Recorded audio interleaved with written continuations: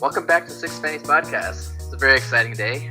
Not only do we have all six pennies here today, but as you just heard, we got a new jingle for Six Pennies Podcast. You guys excited about that song? It is so catchy. I can't get it out of my head. I've been humming it all day, actually. Yeah, it's been on repeat since we got it this morning. Shout out to our boy Caleb Wu. Yes. We asked him to come up with a jingle, and he finally saw our message, and it was like an hour turnaround, and he gave that to us. I'm amazed. I don't know if he had that just waiting for us to ask him for it or what, but it's a really nice song. And so did you ask him 4 months ago when we started, and then he just saw it or something?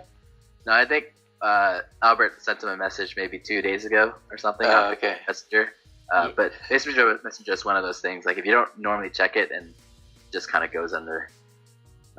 We still need to iron out the contractual details with Caleb, because I don't know percentage for royalties he's going to get on this, but thanks again, man. It sounds amazing. I don't know what you're talking about. He already sent it to you, right? So it's yours? That's true. That's true. I'm just happy we could no longer be sued by Kanye West. Yeah. I was hoping for that, actually. Yeah, that might not, bring some much needed recognition for the podcast, but it's like free press, and then he's suing, Six Pennies, who's worth 20 cents right now. So that would have been awesome. Yeah, so we got a lot of big news coming up for the podcast. Yes, we'll get into that a little later. But just as a teaser, I guess, one big thing was our friend Daniel Lay also hooked us up this weekend with 2 new studio microphones. Are you using both of them right now, Albert? I'm using both of them as we speak. They're so big, it's like surrounding both of my sides of the face. It's awesome. Yeah, so our Dallas studio got a nice uplift, and one of them might be being sent over to our LA studio soon. But, man. Yeah, that remains to be seen. We'll see. Yeah, I plan on giving it to Timmy, handing it over face to face at my bachelor party. So you're go to that? Yeah, that's the only way you're gonna get it. That's your incentive to go for it. Because we all made up our minds a while back when we first started this podcast 5 months ago to not spend any money. So I don't think he's gonna spend any money on postage, right? No, definitely not. And it's really heavy, man. It's gonna cost. Yeah, it's pretty heavy. It's the real deal. So we'll see you in Portland and Seattle then in a few months then, Timmy.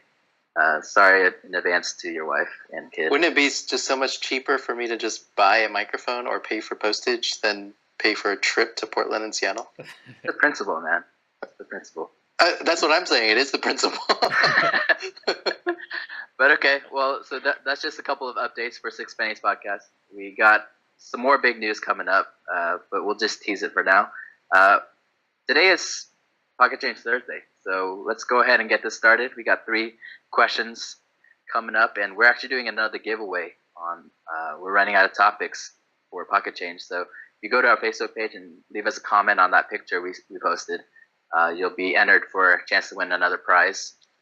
Speaking of prizes, the giveaway for the last one were virtual reality goggles to Josh Ling. Nice. And segue. part of the reason he was gifted those was because he asked this question. Again, it wasn't in the form of a question. He just said virtual reality, 2 words, no question mark or anything. But let's talk a little bit about virtual reality. Albert, do you have any experience with virtual reality? I do have a little bit of experience thanks to our friend Show You. He bought the HTC Vive a few months ago in New York, and I don't know why he bought it in New York, because it's not like he has room at his house or his apartment to play it. But when he visited Texas here, he brought it, and we played it all night at Titus's house in Austin, and then we played it all night at Alex's house in Dallas. It's really fun. It's very immersive. I would say you have to get used to it, because a lot of it you do have to set up before you play. You have to do a lot of room setup, and you basically have to create this 10x10 free space. But once we got that going, it was awesome. My favorite game was probably the bomb diffuser game, and it's cool because it's very interactive with not only yourself and the and the VR tools, but also the people who are watching you play. So that was really fun. Yeah, my initial experience with it was just listening to you guys and watching you guys through various videos through WeChat and stuff about Yeah. you guys watching or playing it. And I gotta say, it looked ridiculous. I was like, this is the ultimate. Like, we've reached the elite level of nerd with that virtual reality. But when I actually tried it, it helped that I was a little buzzed from Josh Ma's wedding. But it was really fun. You're right. It's super immersive, and it reminded me of. I don't know. Have you guys read Ready Player One? It's this No. it's this dystopian book about, and pretty much it's set in the future where everyone's on virtual reality. Like, that's what everyone does to kind of escape the real world. But yeah, it really reminded me of that. What about you, Timmy? Do you have any experience with virtual reality? No, I have no experience at all. One of my friends bought one of those things, and he just looked kind of ridiculous when we saw him using it. But I've never tried. But Albert, since you have the experience, I want to ask you because you've told us before that you don't like scary things. Did you get scared in there, like that it was too real, or that you were gonna get trapped, or Yeah, how did you feel? So the other guys, they were playing this horror game where they're trapped in a castle and they have to figure how to get out and fight, like, I don't know, like zombies or whatever. Yeah, those games I would actually leave the room and like play on my phone or something. But the cool thing is, well, I don't know if it's a cool thing, but for show setup, he has like really nice headphones. So it's really only the player that is playing can listen to the scary music or the scary sound effects. And so for us viewers just sitting on a couch, we don't really get the full experience. But that being said, though, I would definitely be super scared For sure. yeah, for sure. Like, I do want to try like a racing game. I think that would be really realistic. Like, get on a chair and use those two, hand devices and start like racing and driving. That'd be really cool. Yeah, it's just a really good idea. I don't know how mainstream it can get. I know the price point is. Well, actually, I was just looking at the prices earlier. It's a little lower than I expected. I expected it to be like mid thousands, but I think it's just upper hundreds right now, which is pretty comparable to the other um, systems, right? Yeah, other console Well, systems. But the disclaimer with that is, let's say you spend like 500 on this virtual reality machine, you have right. to have also like a gaming, not a yeah, like a gaming laptop or a gaming Oh, PC as well. So if you don't sure. have that, which most of us don't, you have to spend like 1,000 or 1,500 to buy that as well. Yeah, and you do. You're right. You do need a ton of room. I'm just. It makes me laugh because whenever I think of Show, like in his room by himself in New York after work, after like a long day, like 12, 14-hour work day, and he comes back and he just pulls himself up there and like kind of escapes into this other realm. Reminds me of Inception. Like, he's just kind of floating out there. Yeah, but instead of like after 14 hours of being locked up in a room, instead of going outside, he decides to lock himself up even more at home. In another room, yeah. Yeah.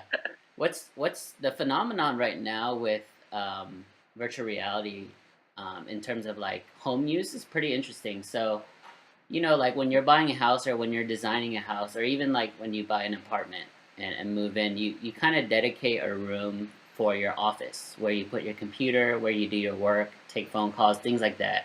I know a lot of us have our own home offices, but the trend actually is a lot of people are using these dedicated office rooms to make them or turn them into dedicated VR rooms, and so they have Whole like room? yeah, they would like Wow. mount a TV in the middle of the room and then have no windows, so it's like completely dark, kind of like a media room, and then Yeah. set up the virtual reality towers and just that's the VR room, like a dedicated VR room. And I was telling my buddy Will about this like maybe 2 months ago or last month or something like that. And then like 3 weeks later, he texted me. He's like, "Hey, I just bought a new HTC Vive system or set." I was like, "Oh, that's cool, man. Where are you gonna put it?" And he's like, "Well, remember how you told me that people are starting to do those like dedicated VR rooms? Well, he did it himself because he has Wow. like 3 free rooms at his townhome, and he lives by himself. So he's like, I don't know what to do with these rooms, and so he made one into just a VR room, and it's amazing. Like you go in there, it's pitch black. You put on like the VR goggles and the headset and everything, and it's like super immersion. That sounds really scary if you're gonna play that horror one. But I mean, if you have extra rooms, why aren't people just making, podcast recording studios? I don't understand. That's true, huh? I could rent out a space and just open up a dedicated studio for the six pennies, huh? Yeah, pretty soon. Maybe starting next month. But thanks for the question, Josh, about virtual reality. Hope you enjoy those glasses or those goggles. Let's talk about our next question. It's from a close friend of the podcast, Na Win, Albert's fiance. Man, that's back-to-back weeks, right? Yeah. We're going through all our questions now. So she asked about true crime. I know this is something that she is pretty passionate about in terms of just the true crime genre, right? Yeah. What comes to mind for me is stuff like the Serial podcast, Making a Murder on Netflix. Timmy, let's start with you. What do you watch? Did you watch both of those? Yeah, I mean, Serial is a podcast, so I didn't watch it. But you just watched Making a Murderer, right? Recently? Yeah, like Steven last week Avery. I finished it. Oh, nice. Yeah, I watched that when it came out. I listened to Serial when it was out as well. Those are things that I definitely have not rewatched or re-listened to. That's a little too much. I also enjoyed The Jinx on HBO, the show about Robert Durst. That was pretty creepy. I like all the OJ stuff that came out recently, the People versus OJ and that ESPN OJ one. And I know, Albie, you've listened to S-Town. I started that one, and it's pretty interesting for the first couple episodes, but haven't really gotten through it yet.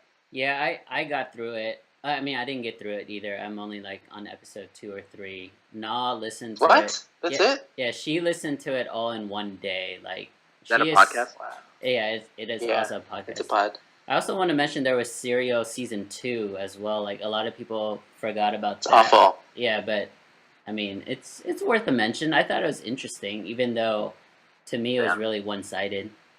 Oh, did you listen to it all? Yeah, I did.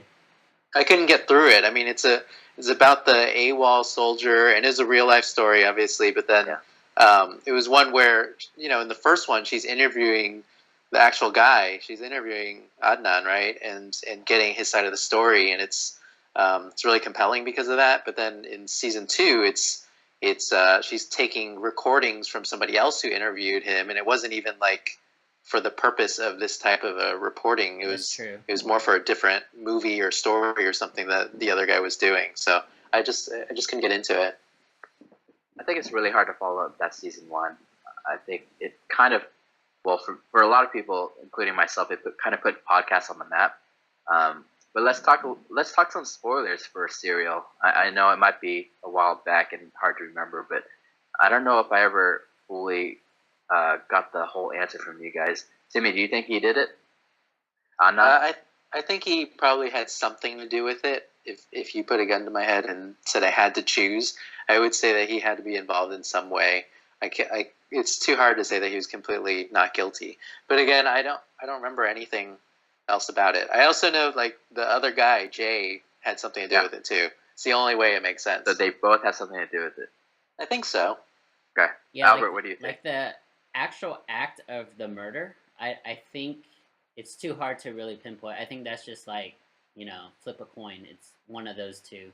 But in terms of like covering up and like digging the hole in the ground and putting her in, that's definitely both of them in my opinion. So they were both there at the scene of the crime, and they were both there during the act. But I don't know who actually, did the finishing blow, if you will. So, I mean, my guess would be Adnan. But in general, when it comes to these type of, true crime podcasts or shows or things like that, I always err on the side of the guy's guilty, anyways. And so it's hard to really convince me and be like, well, there's this other side that,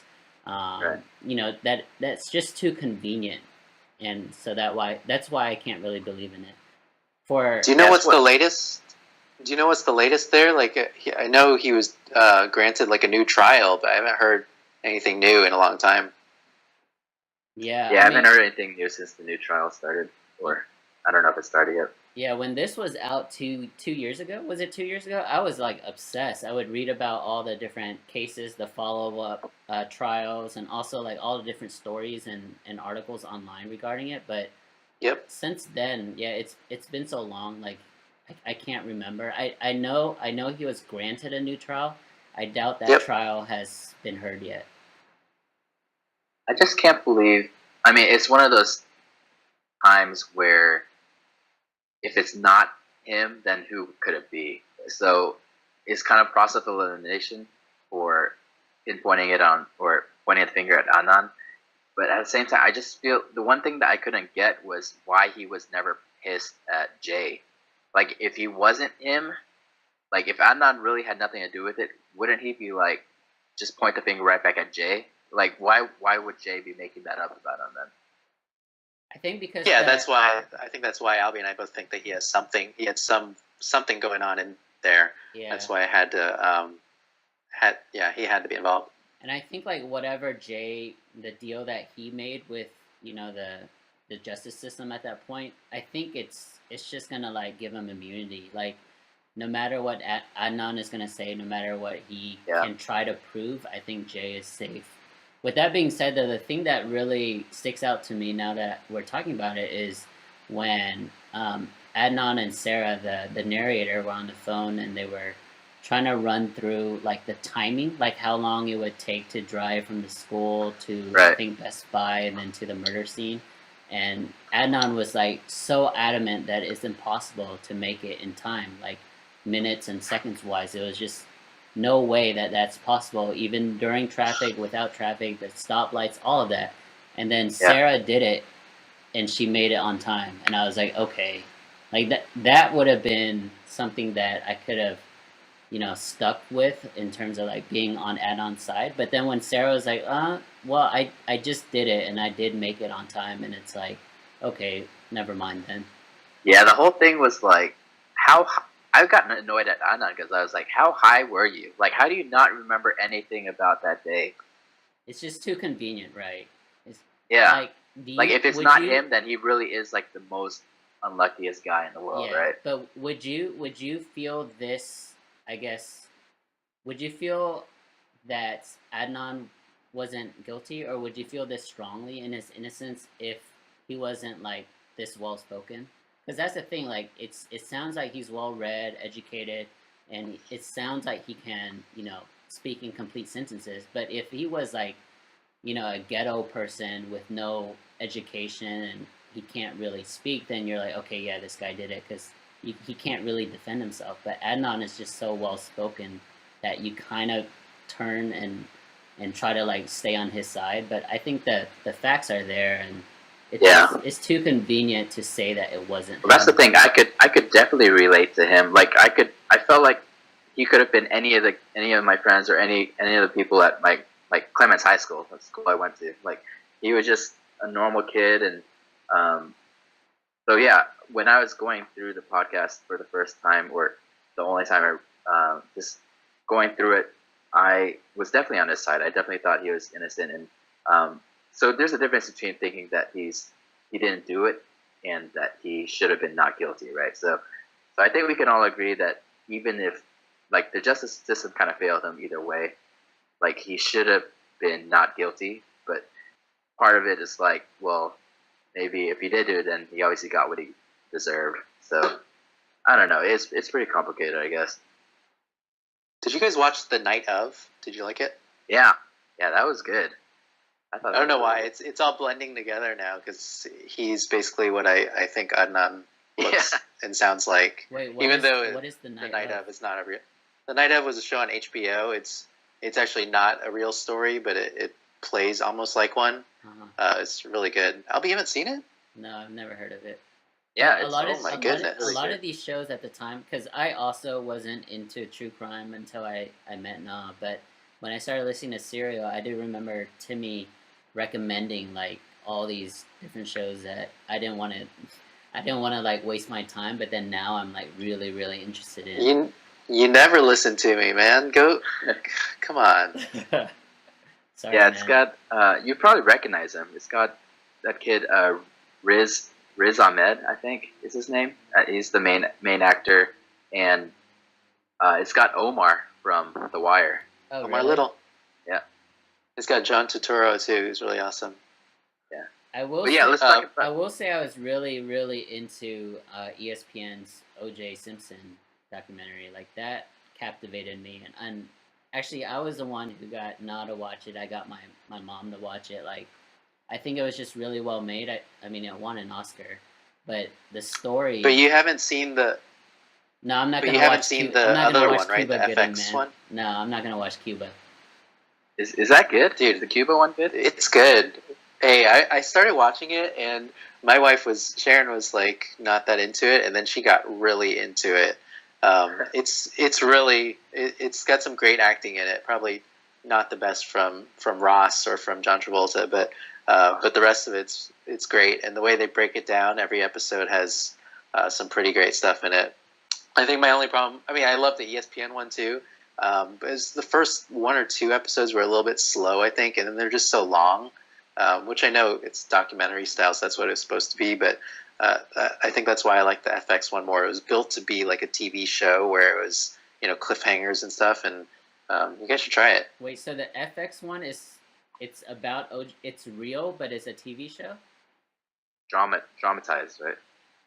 Yeah, So yeah. not I mean, not not it all follows the details are story real. like exactly what happened, but it's dramatized a little bit. So it's yeah. So like they'll end the episode where something gets revealed at the very end, or yeah, it's dramatized a little bit. But I mean, the story itself is finite, right? So it's only It's accurate, yeah. It's one season long, or Yes. how's it out? Oh, okay. And when It's an anthology series, so it's like same guy who did American Horror Stories. So each one of their seasons is like a totally different story, different characters and everything. And so this first one is the people versus OJ. I think they're doing one about Hurricane Katrina later. I think they're doing one about the murder of somebody. I forget, but yeah, there's a lot more of those coming up. when you say Ross, do you mean Ross from Friends, David Schwimmer? Yeah. Ross Oh, Yeah, Ross is Robert Kardashian. dang. That's the only reason I would think about watching that. Yeah, I might watch it That he's now. not good. Wait, I thought you hate Ross. Yeah, but Mark? he's from Friends. Ross is the best. No, Ross is not the best. No, Ross is. Whoa. Red Ross is by far the best. Wait, Ross is the best? Ross was good for a little bit in Friends, and then he gets way too crazy. I mean, Red Ross was awesome. But not regular Ross. Red Ross Ross is around season 5 when it's Emily, right? So that's good Ross. When it gets to like seasons 8, 9, and 10, it's kind of out of control. Like when he loses it about his sandwich, it's too much. But that sandwich someone ate episode the was only good man. thing going on in his life. Yeah, that sandwich thing was good. When is our Friends podcast? That's the big Should question. we just do it right now? Yeah, we need to do it soon. Because yeah, don't tell me who you guys like, because we'll talk about that on an upcoming I mean, episode. Ross is not the best. Let's get that. It's straight. it's easily not Ross. Okay, maybe we shouldn't do this. I might get too angry. But going back to true crime real quick. So, Making a Murderer. Do you guys think he did it? No, Wait, you don't think Stephen Avery is guilty? no, I don't. Do you? Oh my gosh! How? Of course I he's think so. guilty. Wait, what made you think that he's innocent? Because of Brendan, the cousin? That's you. I don't even remember I don't even remember it anymore. All I remember is that I was watching. I was like, this guy's not guilty, but I don't know Dang. why. He got you good, man. Yeah, he got me good. Well, poor Brendan. That poor kid. He served so many years in prison, but he finally got let out, right? Yeah, he's out now. Wait, Yeah. oh, for real? Yeah. The Wait. thing- Go ahead. Albie, why do you think that Stephen Avery did it? Are you sure? Who else would have done it? Like, for sure, one. So the fact that the justice system in that county or that area was terrible. Like, it's backwards, podunk, white town that a lot of people are just was just messed up. It's just messed up in any angle you can speak of. But with that being said, that doesn't mean that he didn't do it. Like, Yeah, but I thought the whole police department, like had it out for him, right? Didn't they hate him from other things in the past, and they wanted to get him? yeah, And then wasn't it just like right when that same officer, one of the people like doing the search, they like immediately found the keys to the car or something so easily. I don't know. I thought they made it really seem like it wasn't him. I mean, the defense lawyers definitely did an amazing job. Yeah, for It's sure. just, I think it was one of those things, kind of like Adnan Syed in Serial. Like when I was watching it, I was definitely on Stephen Avery's side, but after it was over and I kept thinking about it, and I did a little more reading up on it, and I was like, no, it had to be him. Like, I don't know. Maybe I do need to rewatch that one. I don't really remember as much. All I know is Yeah, I'm here not. we go. I just know I'm not visiting Wisconsin anytime soon. You love rewatching things. Yeah, that's pretty much all I wanted to hear you say today. That you were going to rewatch everything. But yeah, let's go ahead and wrap this one up. It took a little longer than I thought it would, actually. Should we just keep going into the Friends podcast or what? Just yeah, kidding. let's end this one out first, so everyone can have the treat of being played out by our new jingle. Thanks again, Caleb. But yeah, thanks again for tuning into this podcast. Please give us a like on Facebook and subscribe to us on YouTube. Play us out.